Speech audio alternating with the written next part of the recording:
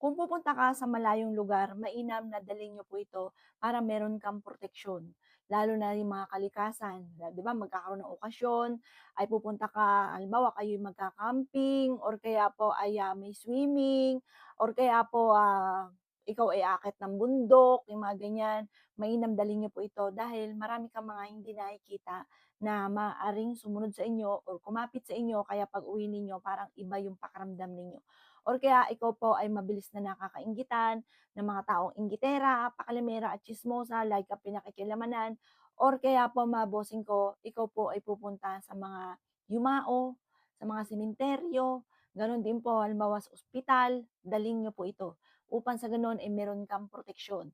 Kesa yung ba tipo na okay yung pakaramdam mo, kaya nga ikaw nakapunta doon, pagbalik ninyo, iba na ang panlasa ninyo, na maaaring may kumapit na sa inyong negative na hindi nyo nakikita. Mainam po mga bossing ko, magawa nyo po ito ha. Kailangan lamang po natin ng isang plastic.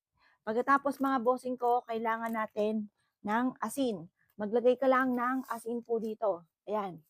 Gusto nyo, dami-damihan nyo po mga boss. Yan. Lagyan nyo lang po ng asin. At pagkatapos, kailangan po natin mga bossing ko ng isang butil or 3 bawang. Yan. Kasi ang asin, nagtataboy po yan ng mga bad spirit, tapos mga bossing ko, ang bawang, ganun din. Tapos, kailangan natin ng 2 sili. Siling pula, pantaboy po yan ng malas at panghatak ng swerte. Yan, ganyan lamang po. Ilagay nyo lamang po ito sa bag po ninyo at bago ka umalis ng iyong tahanan, sabihin nyo po ito na layuan ka ng mga bad spirit at puro swerte lang ang welcome po sa inyo. Itinataboy nyo lahat ng kamalasan nyo, huwag kakapit sa inyo. Ganun mga bossing, dapat matapang.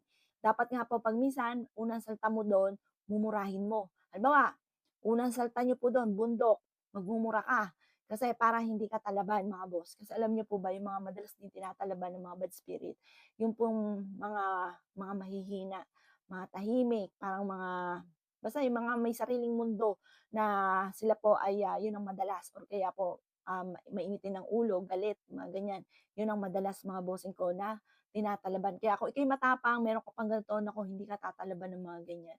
Kahit halimbawa, pupunta ka sa, halimbawa sa sementeryo, ganun. Nagdala ka ng ganito para hindi ka sundan ng kamalasan. Kasi mga boss, napakarami po niyan, hindi nyo lang nakikita. Napakarami mga bad spirit na nasa paligid. Once na ikaw ay mahina, ikaw po ay ganun din, kung ikaw may karamdaman, tapos pupunta ka dyan, lalala po yan. Kaya dapat meron kang proteksyon, kagaya po nito. Tapos may mga bossing ko kapag po nakita niyo po na tuyo na yung bawang. Ito naman hindi po yung halimbawa pagpunta mo doon tatapon mo na, pag hindi naman po, pwede niyo pa rin siyang gamitin basta hindi natutuyo yung bawang.